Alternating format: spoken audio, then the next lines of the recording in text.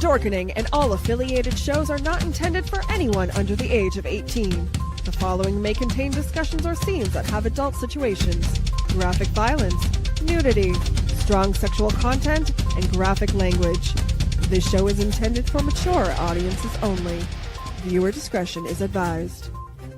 Everyone thinks because you're a zombie, you don't know good coffee. Well, they're wrong. We have very active lifestyles. It's not all wandering the countryside aimlessly or scaring passing motorists. And we all love a good cup of joe. And there's only one brew that gets my seal of approval. Deadly Grounds coffee is my guilty pleasure. Bold, robust, delicious. It's coffee that can wake the dead. With over a dozen different roasts and flavors, Deadly Grounds can satisfy the most finicky of coffee addicts. The aroma is so intoxicating. It brings all of my neighbors out of the woodwork. Deadly Grounds coffee. Coffee to die for and zombie approved. It's good to get a little deadly.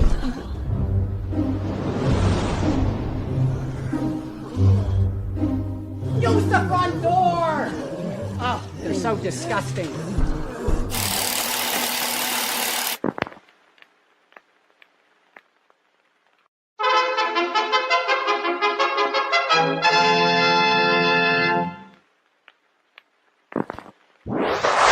Persons under 18 will not be admitted.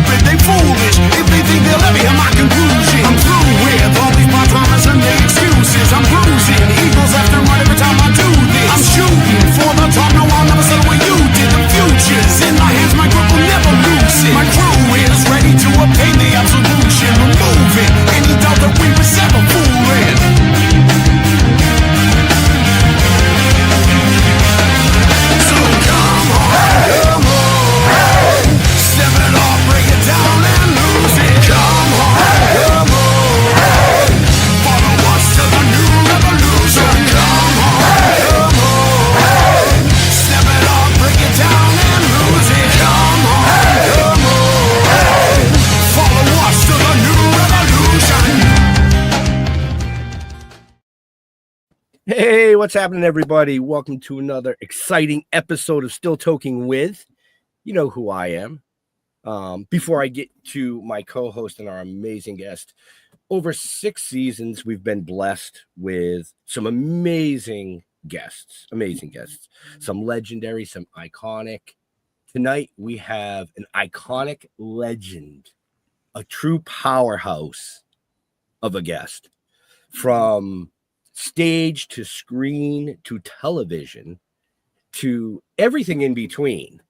I mean, I'm so excited. I don't really get excited a lot either, folks. I am so excited to chat with our guest this evening. But before we get to our guest, the man who brings flash to flashy, Mr. Jeffrey Mark. Oh, yeah. Look at him. Well, thank you so much. And hello, friends and fans out there. Yeah, I share Ben's great enthusiasm. It's very seldom that one gets to sit down and chat with someone who's been important to the American theater and important to American film and important to American television, and just this charming, talented woman. And rather than go on and on about her, please, would you at home or wherever you're watching and listening, please to enjoy this amazing guest we have, Starletta DuPois. Let's bring her in. There she is. Hey, hello. How are you, beautiful lady? I am blessed. This is fun. I need your hat. I'm a hat girl. So. You come out to Palm Springs, we'll go shopping together. I'll find you good stuff. Okay, great. Thank you. Already bringing her to Palm Springs. Well, it's like a couple of hours away. We Just can have a some few fun hours. together shopping. That is true. That is true. And you can bring me up to near Maine or outside of Boston. Absolutely. Yeah. Anytime. I live actually in America's hometown, Plymouth, Massachusetts. Oh, yeah. Yeah. Yes. So maybe we'll get a film here someday. That part. I would love it. Right? So welcome to the show. I mean, we chatted a little bit backstage and I just sat there in awe like I usually do. We want to thank you for taking time out of your busy schedule to join us this evening. And yeah, let's get going. You've done so much work. I mean, the list of accomplishments and parts and films and shows. Do you want to talk a little bit about how you got started and sort of, because I know it's never easy for a woman in show business. It's never easy, even harder for an African-American woman or of mixed race. How did you get started and how did you break through? Well, it's amazing. I went to an HBCU, a historical Black college and university, Maryland State, which is now University of Maryland, Eastern Shore. Right. And well, I probably should go back a little further because even when I was in nursing school, I realized I was splitting myself in half. I was modeling and I was a nursing student at one of the teaching hospitals, Harlem Hospital School of Nursing in New York back in the day. And I was apparently trying to do both of it. And the nursing had to win out because of how intensive it was. And so when I left nursing school, my anatomy instructor said, well, you have the aptitude and the intellect to go into medicine. So why wouldn't you do that? So that was my plan. My dream at the time was to go into medicine. A boyfriend of mine had Hodgkin's disease. Ooh.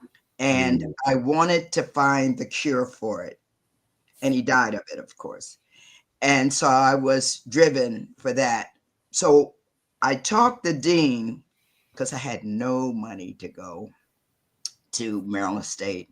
I had gone with some other classmates of mine from a Black boarding school, Pine Forge Academy, upstate Pennsylvania, to integrate Columbia Union College in Tacoma Park. Well, it was difficult. This was after nursing school. It was difficult to be a zoology major and then you're working all night in intensive care. Yeah, I'll bet. Falling asleep in class, right? So I had to do something else. I had to figure out something else. So I called the dean, Maryland State. I told him I don't have a dime, but I'll work as many jobs as you have because my grandmother told me education was going to be my way out. And we can kind of go back how I even would have an education because when I was a little girl, elementary school has kindergarten to 9th grade is 10 years. I went to 9 schools in Philadelphia. Wow. I shouldn't even have an education, really. And my grandmother, a lady, talked to her about Pine Forge. So those folks, 10th, 11th, and 12th grade, I know. I don't know anybody from kindergarten to 9th. So that in of itself should hopefully encourage somebody because normally people would have given up. But there was something inside of me saying I wanted to be actually a little higher on the food chain. So that meant you had to graduate from high school and you needed to do something else. So I ended up getting into Maryland State. And I did work 3 jobs, but I worked smart instead of hard. I graded papers in the biology department. I worked in the library, so I could give you a book and I could also study. And then the food was awful. Like the food the kids have now, salad bars and Chick-fil-A and whoever else, on campus. And anyway, I worked for Mr. Gaines and Mr. Kane, I'm sorry. He had the campus grill, so I could cook my food. So I was good. But while I was pursuing this degree in biology, a lady used to come down from Philadelphia, Miss Sujet, and she would do theater. So I started doing plays. Of course, I didn't know what I was doing, but she said I was gifted, and I did Ennui's Medea. Hell hath no fury as a woman scorned. Right. And I have to smile because this happens in modern times. Jason, I helped him, steal the golden fleece. We have to leave because we're got to go into exile. And he decides he wants to get a younger version of me. Why did he do that? I made a gown for her, the crown, and had my boys, my twin boys, take it to the new young princess, queen to be. And of course, you guys know the story. The gown became inflamed, the crown. So she and her father were poisoned and died. And my sons, I killed them. So a sorcerer. And I said, oh my goodness. I had no idea how heavy a role that was because I'm a newbie. Right. But the light bulb went on and I said, artists are healers as much as I would be one in medicine. My feelings. I agree. And I still believe that we do. We make you laugh. We make you cry. Hopefully we make you think. And you're involved with the audience. They're involved with you. And nowadays people talk back to you on stage as they do in the movies.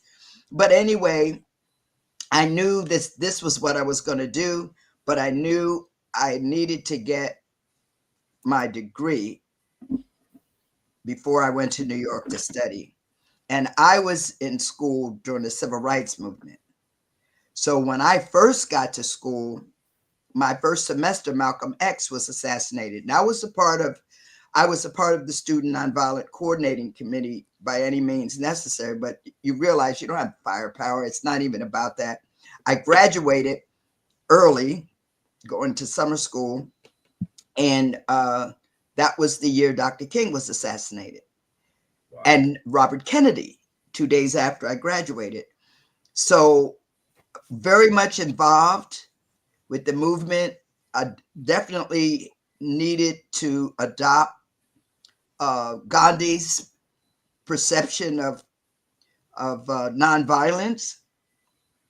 And I'm saying this because you see here what's happening out here in California and LA. That's another story. And so I got my degree. I went home to Philly. I started doing theater there. I think I am the only woman who has done all 3 roles in the Lorraine Hansberry's classic, A Raisin in the Sun. I was going to ask about that. Yeah, I did Beneatha in Philadelphia after I graduated. And then once I went to New York, we'll talk about that a little later too. But, then I went to New York. I used to take the train over, and I saw if I'm going to get in the water, I need to jump in the water. And I am a lifeguard and a scuba diver, so it makes sense. And I love the water. Okay. So getting there to study, and in the early 70s, oh my gracious, it was so many places. Yes. You could study. I mean, Henry Street with Woody King, Negro Ensemble Company, Joe Papp at the Public, Uptown, all over the place. And I was on the job training for me, because I didn't come out of Juilliard, or I didn't come out of, performing art major, but no worries, because I was blessed to work with some of the finest actors and actresses in New York. And once you know you're an artist, this is something you have to do. You don't mind being a gambler, because you're gambling on yourself. You have to. Right. You have to. Yeah. And so people ask me, why didn't you play it safe? I said, I did play it safe for me.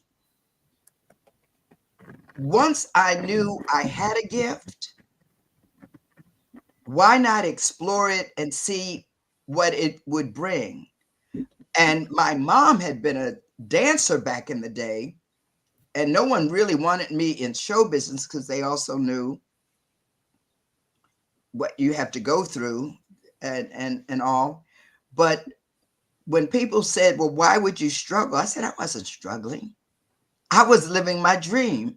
And in New York, we would feed each other. Oh, sure. I had a pot. You were able to eat. You had one, I could come over to your house. We would even tell each other about auditions. Sure. LA is a little different. Yeah. Because I've had to leave rooms where they started talking to me about other things, and I'm trying to stay focused on this character that I'm getting ready to audition for. And so I would go somewhere quiet. But in New York, if you book the job, I'm happy for you, because what has my name on it is what I'm going to do. So I can't take your job. I'm not jealous of people who have achieved and did. I'm happy for them. I'm excited for them, because my journey is Starletta's. Right. Like yours, Ben, like yours, Jeffrey. We're in our own lane. Yep. And if we can do and be gracious and honorable and transparent, you're going to win the race. And no, it's not an easy, it's a marathon. But jealousy is a waste of energy. Yes. Oh, absolutely. And the more success you have tells me there's more success available to me as well. Exactly. See, And your chronology, this is when I joined show business. So right the moment you're talking about now is when I started doing theater in New York. So I'm with you. I know some of these people like Joe Papp. We've traveled a somewhat similar course. So please continue. Yeah, amazing. Because I mean, my first equity show was at Ed Bullen's house party. We did it at the American Place. Romare Bearden did the set, and he's a renowned artist. Yeah. And I have that poster. When you come to my house, you know an artist lives here, because I have posters, artwork everywhere, in every room practically. Because I'm, if I see something and it speaks to my heart, of course, want to have it.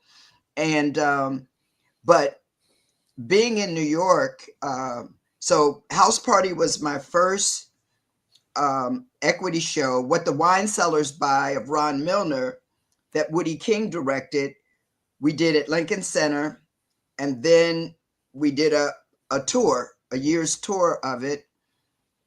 And so that's how I was getting my feet wet. And then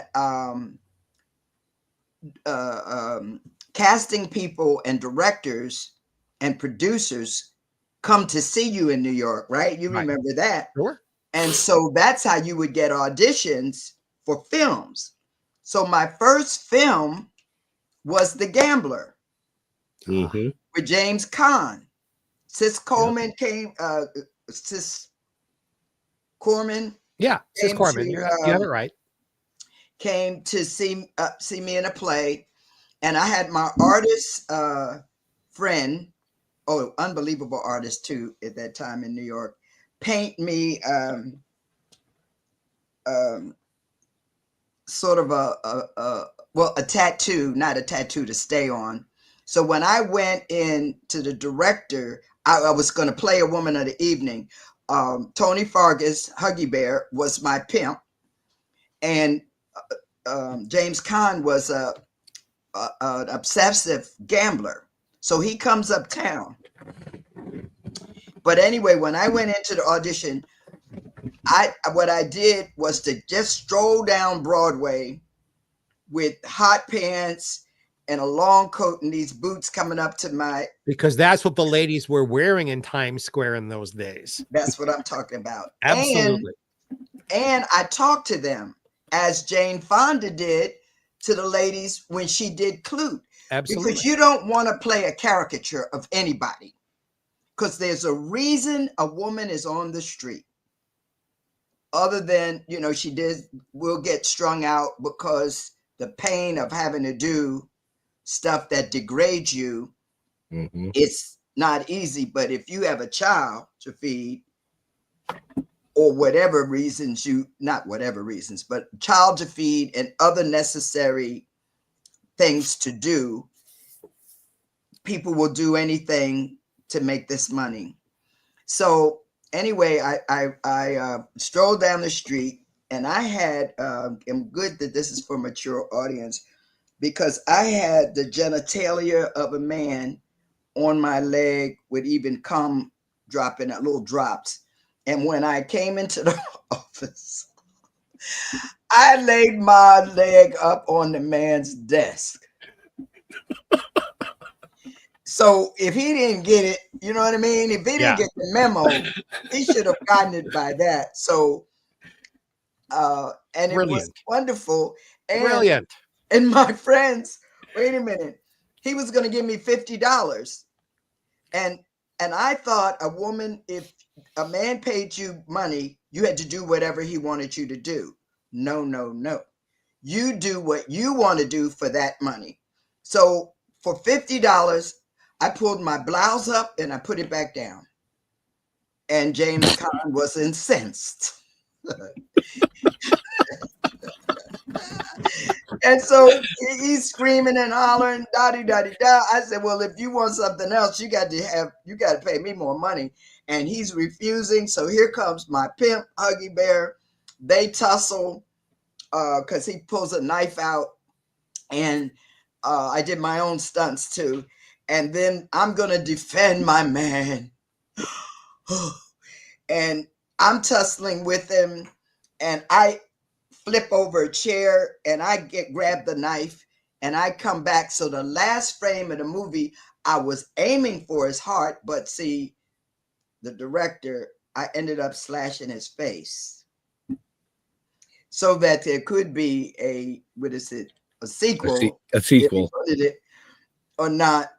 But yeah, so that and Charles Bronson, in Death Wish. But yeah, yes, one of my favorites. My son, and then Wolf with Nicholson and Michelle Pfeiffer.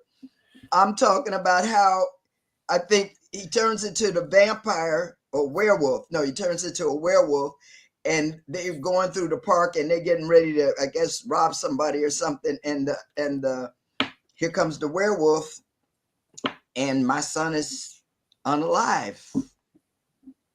So, but the beauty of it, I've been blessed to work with all these fabulous people. Even Butterfly McQueen, 7 Wishes of Joanna Peabody. Joanna can make 7 wishes, and as long as it isn't, harm to anybody, fine. And it was wonderful working with her. And I realized I worked with her twice because I did a movie called Amazing Grace with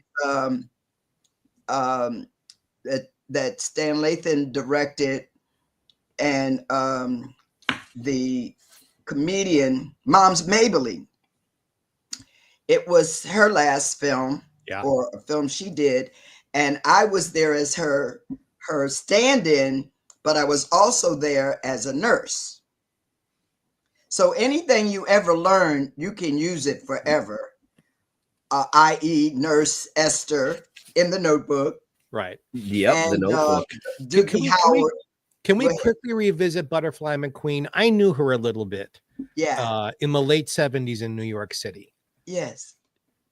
Completely unaware of what an icon she was because of Gone with the Wind. Unaffected by it.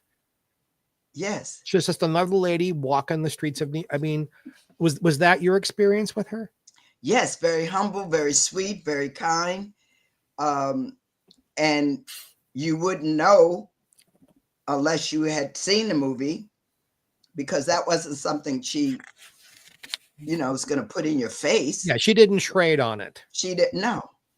No, because her work as an actress, and she was a pioneer. I mean, because of people like her and Hattie McDaniel and Lena and Ethel Disney Waters. and all, and Ruby Dee. I mean, the list goes on. And just the opportunity to work with those ladies, because Ruby and I did a movie that Woody King directed, The Torture of Mothers. And then I did Road to Galveston with Cicely. I played her 95-year-old blind girlfriend. And she took very good care of me in terms of, because they age you up. So if she saw stuff was peeling off around my mouth, she would stop the shoot and say, you guys, you should have did her skin color and the latex in LA and not trying to, so it was amazing in terms of. May I share a teeny piece of Cicely Tyson trivia with you? Yes. Her very first job in show business was being one of the imposters on To Tell the Truth, the original To Tell the Truth of Bud Collier and Kimmy Carlisle. And she couldn't say she was an actress. They made up a profession because she was one of the imposters. She wasn't the real person. Exactly. But that was how she got her equity, her after card from that. That's how she got her foot. Oh, yes. Wow. Yes, and what an unbelievable career she had. And it was like at 96, after she had written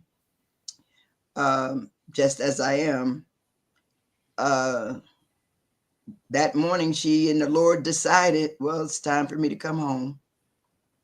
Because she was doing her book tour. Right. But she had done everything she had wanted to do. I was so blessed to see her in Trip to Bountiful here in LA, and then also there in New York. Yeah, I did too. Yeah, so it's just been amazing. I mean, for me to play Denzel's mom in Ricochet, okay, that was the first movie when I got to the premiere of the movie that I found out my stuff had been cut. Or my lines, you don't hear me uttering a word. John Amos was my husband. Yeah. And they had the baby, a friend of mine's twins were 8 months and heavy. And you could see I'm trying to, supposedly a newborn. So a couple of movies where scenes were cut, and it is what it is. First Sunday that happened, because all my scenes with Ice Cube were dramatic. And so if you bought the DVD, you would see the outtakes. But yeah, so you just see me in church on it. That was funny. Do you have any specific memories of working with John Amos? Because he was a fine actor, drama and comedy. Yes. And he was also Amazing. a little bit of a scoundrel on sets. So do you have any remembrances of that? No, because he was very respectful. He was very respectful of me, so I didn't know that part. But not in a bad way. Just no. He was a man who let you know he was a man. Yes, of course. And I'm trying to think how I presented myself that kind of would do this, keep folks off of you or away from you. But I was proud of the stance he took on Good Times. Yes, And absolutely. that Esther Roll, and that's another diva that I played Ruth a lot in A Raisin in the Sun. My first Walter Lee was Glenn Turman, Ah, Travis. And when we did it in New York,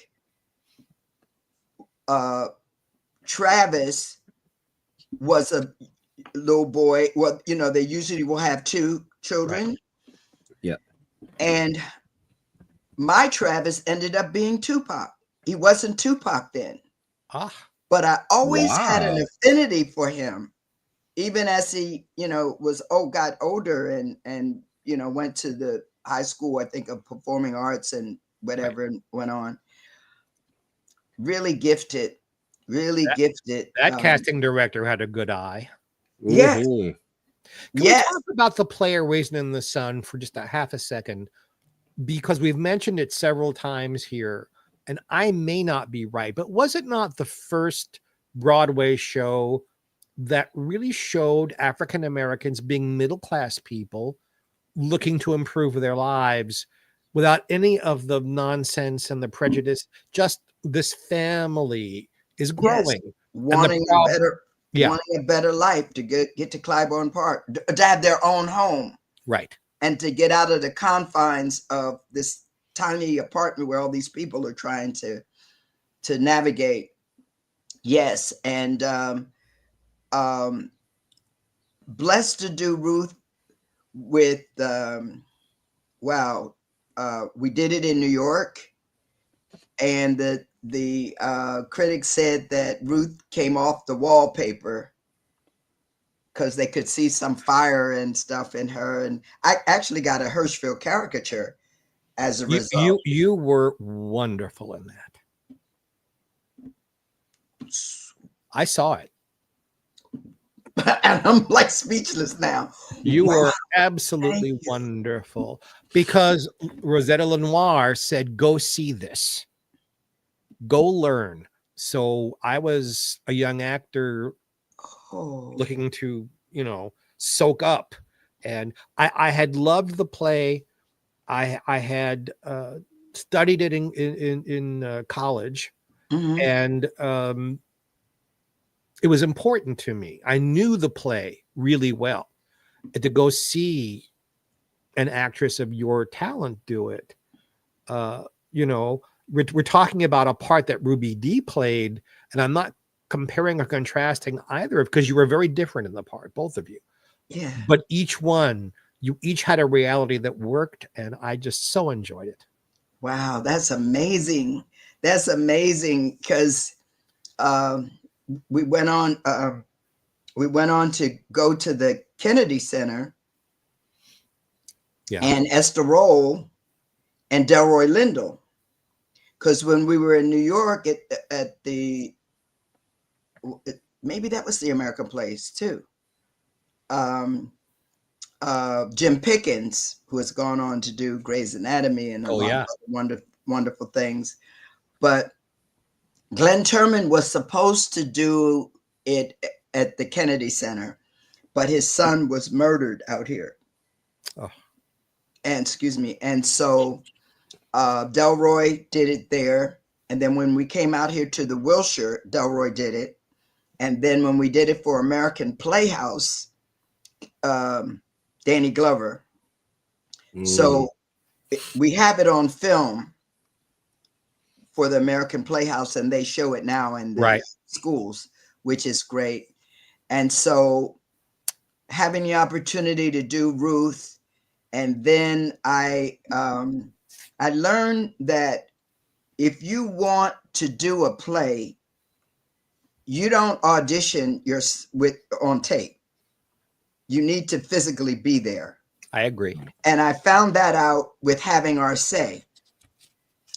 I wanted to go to the McCarthy Theater to do Bessie, and it just didn't translate. And when I talked to the producer there, she said, "Starletta, I know your work." I said, "Well, I learned a lesson." So when I heard that they were going to do Raising. Now I'm old enough to do Lena. They were going to do Raising in Manchester, England. I flew myself on my own dime to go to New York to audition for Michael Buffon. Now, there were some of my colleagues there asking me, well, what are you doing here? I said, excuse me, I started here. I started here. Right. And and it was amazing because he had the paperback of the 25th anniversary version in his hand with pictures and all of that. And he didn't realize until I think he turned a page. He said, oh my God, you've played Ruth. But I went in there as Lena. And the beauty of that play, to be able to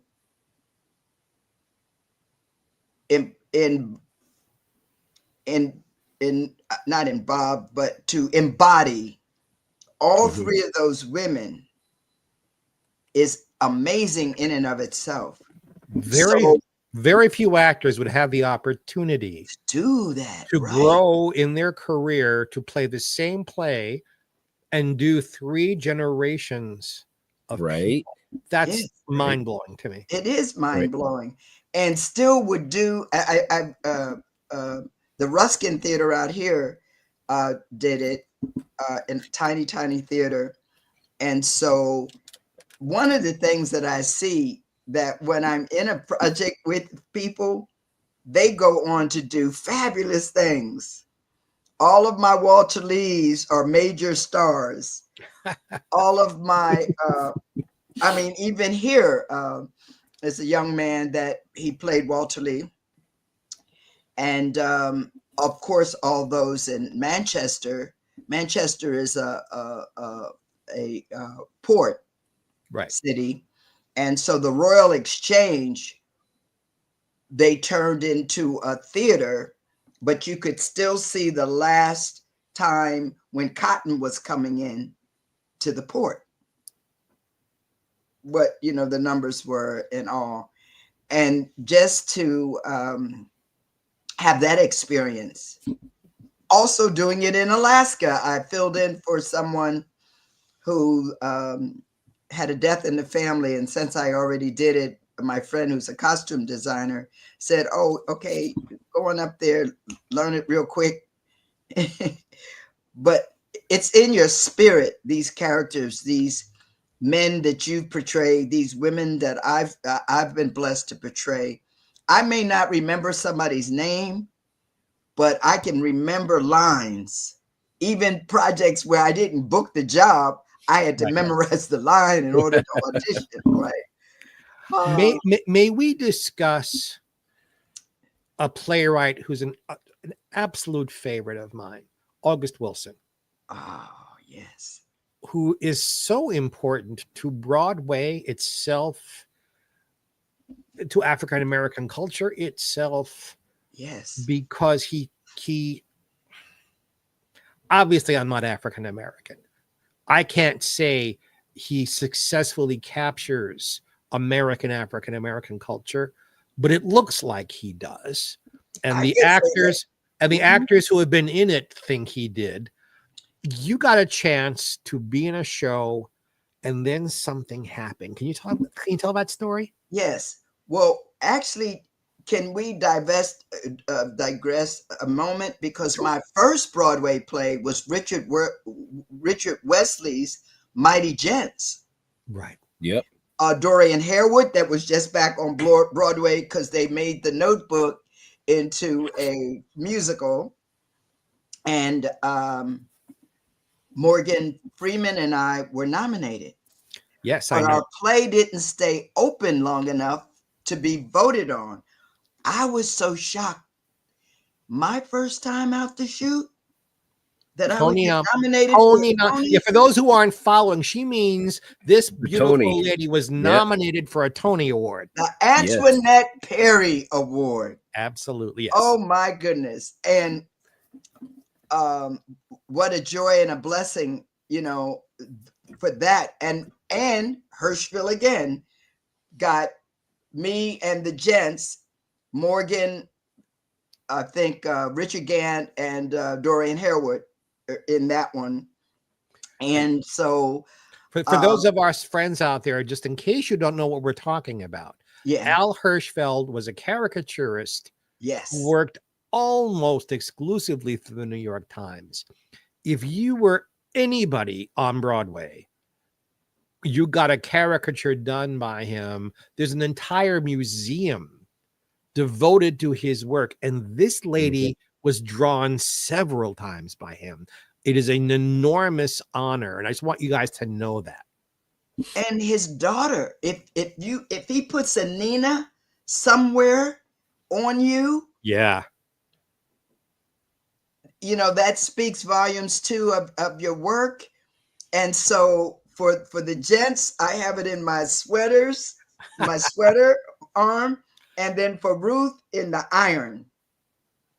Just that one by myself. And I did purchase it to pass on. But so Mighty Gents was a beginning of wonderful things. And then I was blessed to do I'm the original Bernice in August Wilson's piano lesson. Before that had happened, I replaced Angela Bassett at the Seattle rep for Joe Turner's Come and Gone. So I've been blessed to do 4 of his plays, but she was going to take it to Broadway. But I was going to, you know, I played Martha Pentecost. But August chronicled the African-American story 100 years worth. So different ones came out. Fences came out first. Then I think Joe Turner's Come and Gone. But anyway, Yale Rep, they were doing piano lesson, starting the journey. And Rock Dutton was doing Crocodile Dundee. So Samuel L. Jackson was my first boy, Willie. I can tell you he was magnificent. One, he's a team player. Because when we got to Boston, they said Rock was doing a star turn, meaning it was him and everybody else. And August's plays are basically ensemble. Absolutely. Work. It was amazing to do. And August is our Shakespeare. That's what our community speaks of. And so you not only are learning your lines, you're learning the dialect because the folks come from the South and migrated up to Pittsburgh and wherever else. But you had to find your song. And a lot of his words are repeated more than once. Having a reason to get up in the morning. You hear that interweave through a number of his plays. Brilliant, gone too soon, but sometimes, well, I believe God has us all here for a rhyme and a reason and a purpose. Yep. And August's journey and job was to tell our stories over a period of 100 years, starting with Fences that he put out all the way to Radio Golf. So and I'm smiling because I had an opportunity at St. Louis Black Rep to do King Hedley II. Okay, I can promise you as an actor, if you're doing August, you don't need to be doing it can't overlap with anything else. Because I was doing a play before it hits home. Then when we open, I'm rehearsing Ruby in King Hedley. Wow. Opening night, I was glad I was in St. Louis too, because the critic said, this woman is trying to find these lines, okay? And I'm pulling it off as best I can. I found my song in the weeks, afterwards, but it was a struggle because I'm performing in one and I'm rehearsing another. So I'm not going to get all the rehearsal time that I would normally get, because if I'm performing Thursday, Friday, Saturday, and Sunday, Saturday I have a matinee and an evening and a Sunday matinee, and I would be going to, so Saturday was out. Basically Friday was out or very little rehearsal. And then Sunday I'm leaving the play and I'm coming in to rehearse Ruby. Reminds me of my summer stock days, and it's not easy. That's what I'm talking about. Back to back to back to back. And you're trying to figure out, okay, who am I? My Ruby or who? You trying to, you know what I mean? What's my reality right now? Yes. Yes. And so I wanted to have an opportunity to play Ruby again. It's a little too late now, but I've been blessed. I saw the students at USC, Michelle Shea directed them, and then they took it to the National Black Theater Festival. You know, we have every 2 years in Winston-Salem, which is wonderful. And I've gotten okay to do, Ted Lang is an unbelievable historian, as well as he is, the Love Boat, on the Love Boat. But I did a play of his that was remarkable about the raid on Harper's Ferry. And see, one thing too, with theater, we learn so much history when we're working on projects that we didn't know before, because of the research you need to do, for you to be authentic and organic and real. You want to be truthful. People ask me, well, what method is Stanislavski or Meisner or this or that? I said, my thing is, if you believe I'm telling you the truth, and Starletta has disappeared, and you see this woman, Bernice, you see Nurse Esther, you see whoever I've been, right. Whitney's mom, giving her bad. I was going to say that. Yeah. I was going to say that, I mean, we've talked almost 50 minutes about, your theater performances. So folks, I think we're going to have to do like a 3-part series with Starletta to get all the amazing accomplishments that this woman has done. Before we walk away from theater, though, may I embarrass you, because you won't bring it up, but I will. The National Black Theater Festival, you got a Living Legend Award. Yes.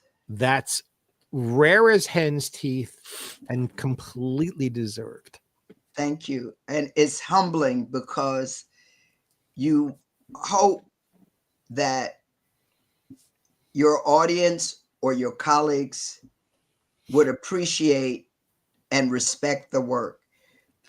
I didn't come into this to be rich and famous, because if I had, I wouldn't have left piano lesson on its journey to Broadway to go home to take care of my father, who was dying of cancer. And the doctors gave my father 6 months. I believe unconditional love gave him 2 years, because my father needed to see what that looked like. And no regrets. If you respect my work, which I appreciate, I'm being here right now, that's all I've ever wanted. And God has always made a way for me to be able to not only survive, overcome, but to blossom. And when I moved out here, I bought a house where I could afford, and not trying to keep up with colleagues or Joneses, and folks were saying, oh, you live in a modest neighborhood. I said, yeah, but now here it is 29 years later. Ask me about the equity now. This puppy can take care of me. I don't have to be in a nursing home. I mean, I can stay in my own house. Right. And so, and I love and admire my sister Epatha that took over the role of Bernice, did a fabulous job. She was nominated, went on to do Law and Order, Lackawanna Blues. Oh God, she was fabulous in that. And now Chicago Med. Mhm. So it's not too late for me to get a series or something, I would suspect. Oh, You- it's Working never on too something. late.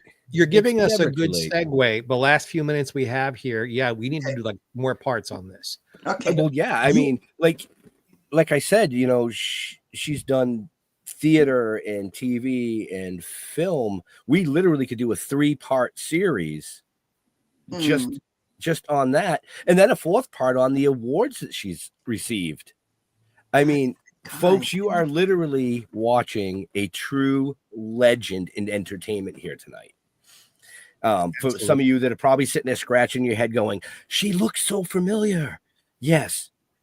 Friday After Next, Big Mama's House, First Sunday, the Jeffersons. I mean, she's done everything. Hill Street Blues, Chips. But she has a new movie coming up Yeah, let's get to that, please. called One Battle One After Another. battle after another. Let's talk a little bit about that. Oh my gracious. Art imitating life, because the days I worked on that film, the day I started working, my grandson was born. And Tiana Taylor comes home 9 months pregnant, ready to burst. Leonardo is the baby daddy, as they put it. Tiana Taylor is my granddaughter. Regina Hall is my daughter. So she has the baby there. She decides, and I'm telling Leonardo, well, the trailer's out, so you see that in the trailer. I said, baby, you're not qualified, because she comes from a long line of revolutionaries. And I had an opportunity when we were shooting it to share my time at Maryland State fighting the Klan. Okay. So I've been, a revolutionary forever. And anyway, but Leonardo DiCaprio, who's a sweetheart, beekeeper, Benicio del Toro is a sensei. Sean Penn is an antagonist. Tiana Taylor, Regina Hall, I think Wood Harris, and then this young baby that plays my great granddaughter, Chase Infinity Payne. And what is so amazing, I worked 3 days on this movie. This is a big budget movie, 115 million. Okay. At first I wasn't going to do it because the money they were offering me. And then there was something that I needed to pay, and they offered me a little more and it would cover that. I said, boom, I'll do it. But not only that, I wanted the opportunity again to work with somebody I admire. And very humble, very sweet, we had a great time. And then me bringing solace to my granddaughter, who wants to just go off and on with her life. And then Regina Hall is going to take the baby. So I'm dealing with a 3-month-old baby and a 6-month baby, serenading her. So I don't know what is left in, because we, the directors and editors decide how much is left in the film. Yeah. But the favor that I took it, making that choice, again, yes, actors should be paid their worth. But there are times when I will do a project for damn near nothing because of the work. I'm really about the work. When can our friends and fans go the see 26th of September it comes out. But the trailer, when you go to see other movies, like when I went to see Sinners, which is woo, fabulous, fabulous, fabulous. Want to work with him, Ryan Coogler. Ryan, give you a little shout out. The trailer was there, so people are telling me, Auntie Star or Mama Star, I see you in the trailer, because my voice is one that you're gonna recognize for the most part. Absolutely. Sometimes people think I'm a man, and I have to tell them I have a sultry voice like Lauren Bacall. Absolutely. Or Catherine Hepburn. You guys need to get over it, right? So anyway, but yeah, it comes out in September. And because the trailer was out in April and still going on, Oscar buzz is circling around this. Mm-hmm. I am sure. And again, just happy. And I hope people love the work of all of us, not just Starletta. And I'm with Oscar winners. 3 of them are Oscar winners. Sean, Is this your 20th film? I don't know. Something like that. And I don't know. I think I might have done more than 20. I have to look on IMDb or something. Do you have a favorite? Wow. This The Notebook would be is high in the list. The Notebook is high. Mm. For comedy. Normally, I don't cuss in a movie or use the N-word. And I wore all of it out in Friday After Next. And I had Yes, you so did. much fun. I had Yes, so you much did. fun. Because comedians think dramatic actors, they don't realize that we have comedic chops too. So they were surprised. I could give as good as I get. Because I was going to ask you about the Jeffersons, which is, 3 camera in front of a live audience. You got 4 days from the first read through to performance.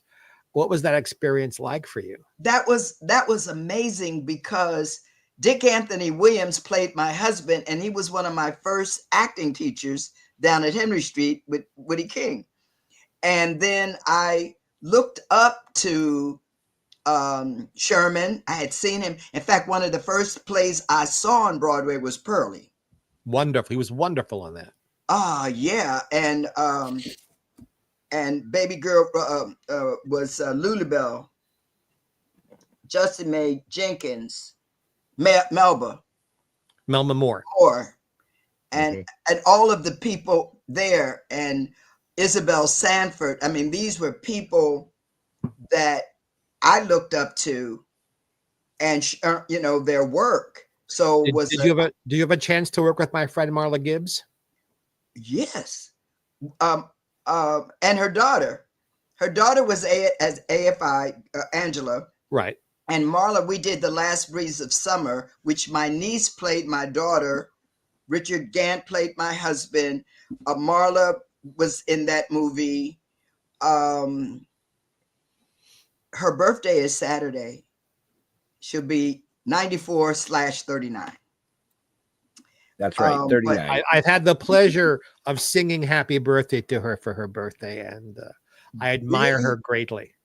And she did so much here in LA. She put her money where her mouth was. She had the Vision Theater. It now belongs to the city. Her Crossroads. She had and Marla Gibbs' Memory Lane. Right. I was able to sing there, and she did so much for the Los Angeles community. And I'm glad that she's receiving her flowers.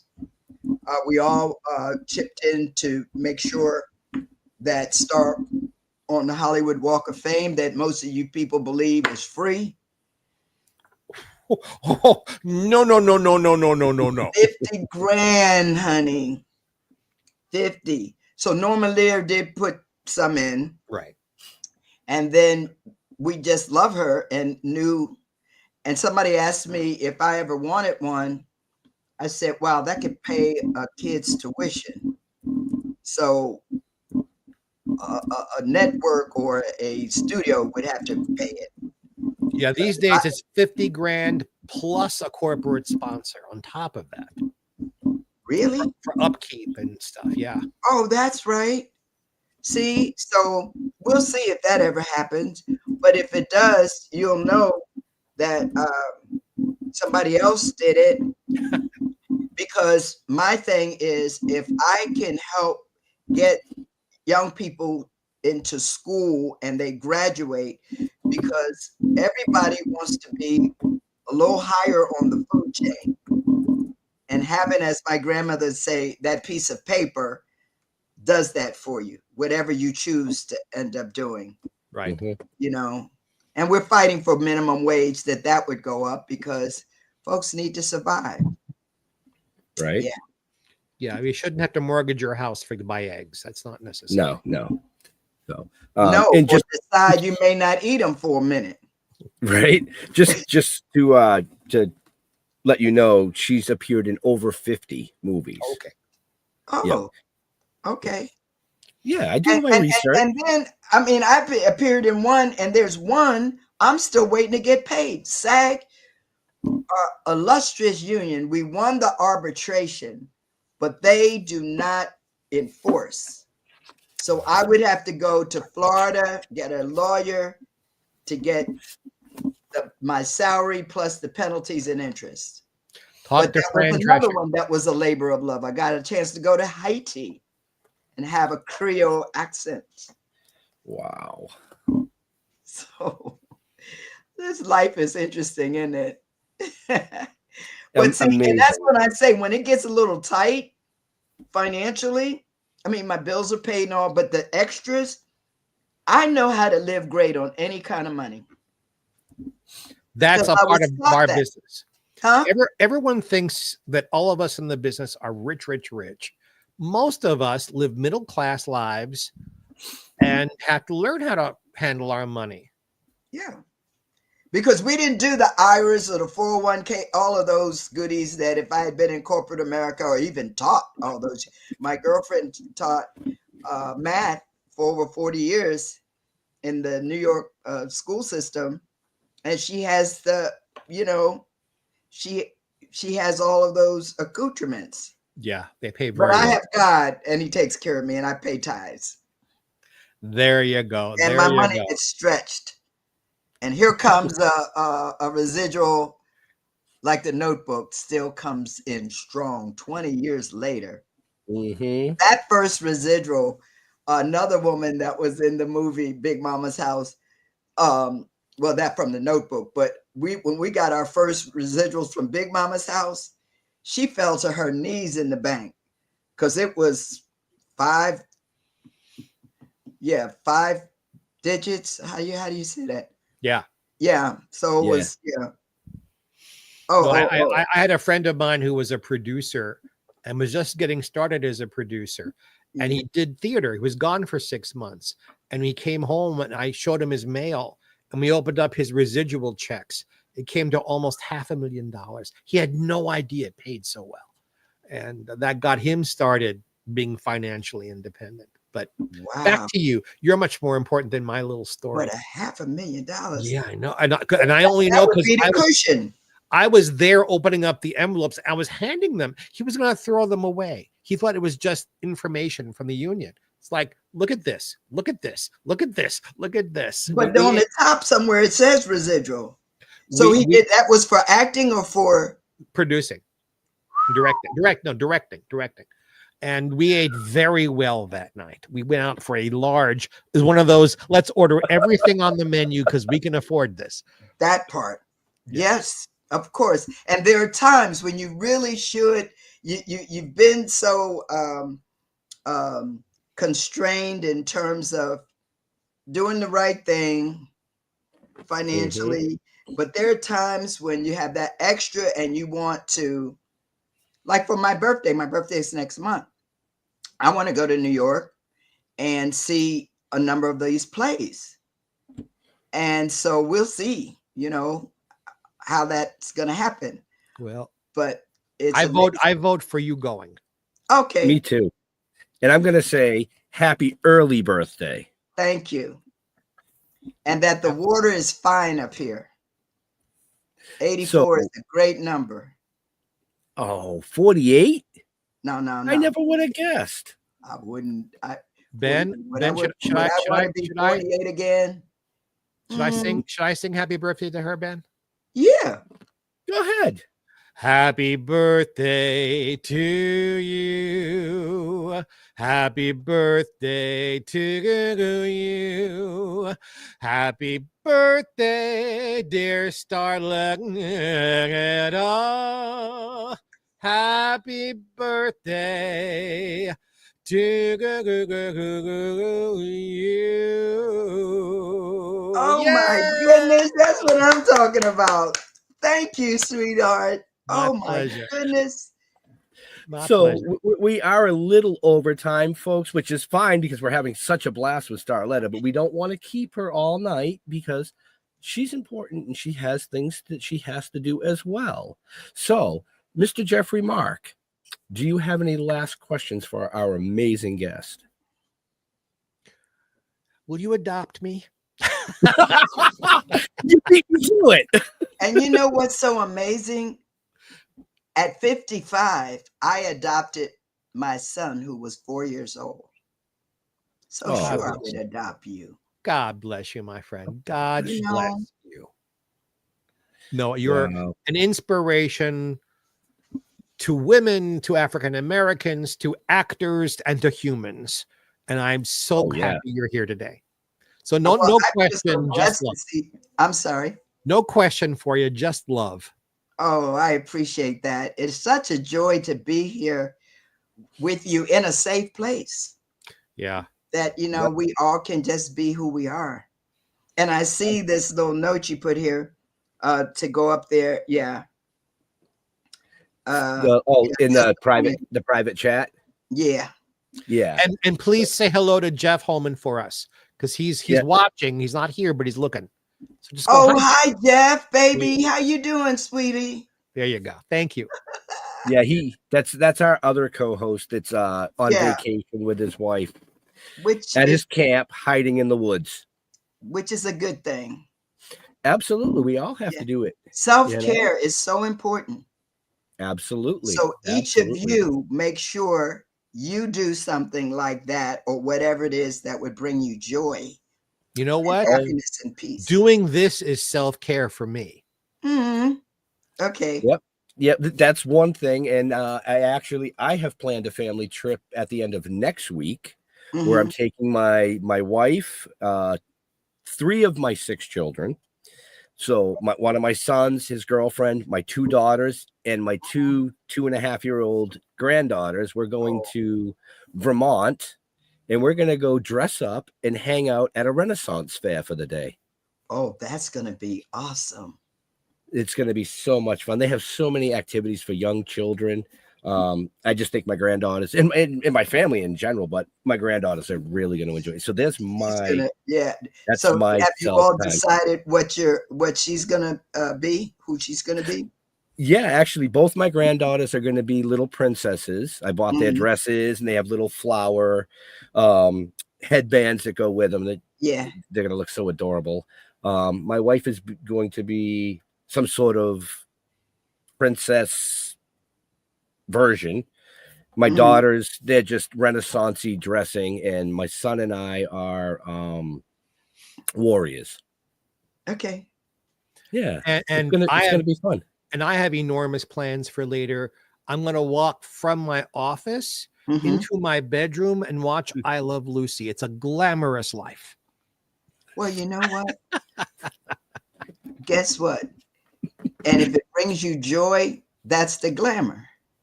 Right. Absolutely. My car is in the shop. I can't go anywhere. And I'm just going to enjoy being home. Yeah, that part. What's the temperature there today? It is currently, I turned my phone off, about 106. Okay. Ooh, no, not bad. Man. Air conditioning works. Yeah. Palm Wow. Springs is Brilliant no air joke. conditioning, and I'm serious. You need to come out here. We need to go shopping together.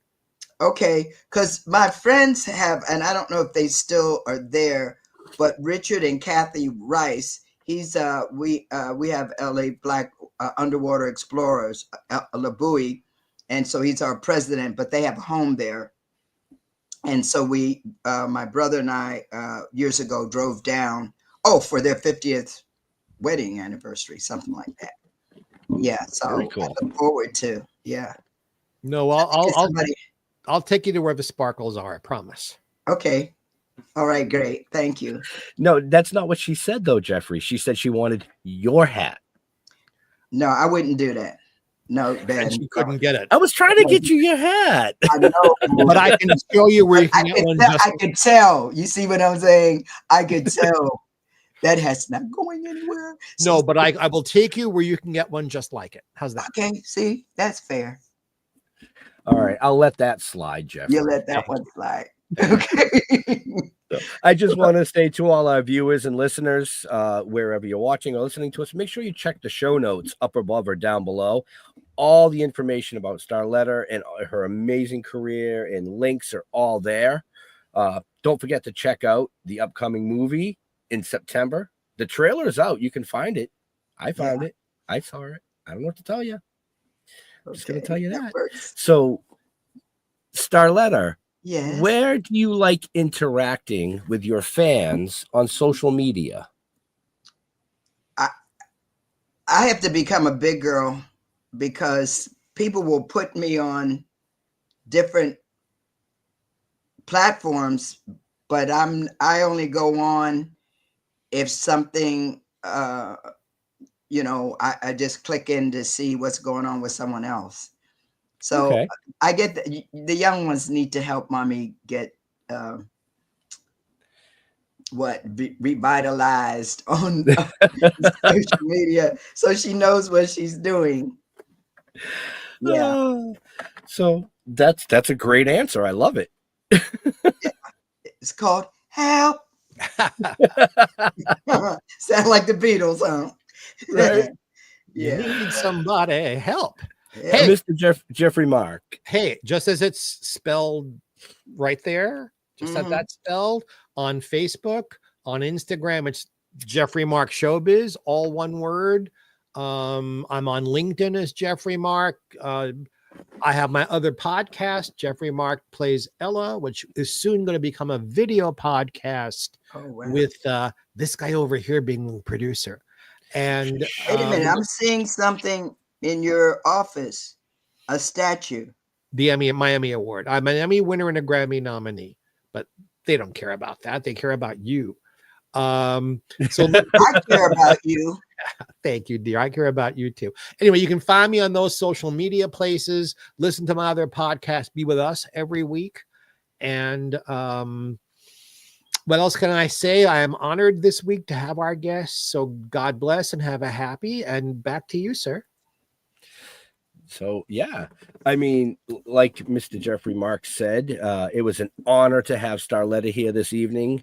Like I've said at the beginning of the show, over 6 years, we've had amazing guests, some iconic, some legendary, but to have an iconic legend in our midst this evening to talk about an amazing career, we were truly blessed. We want to thank you, Starletta, for taking time out of your busy schedule to be with us.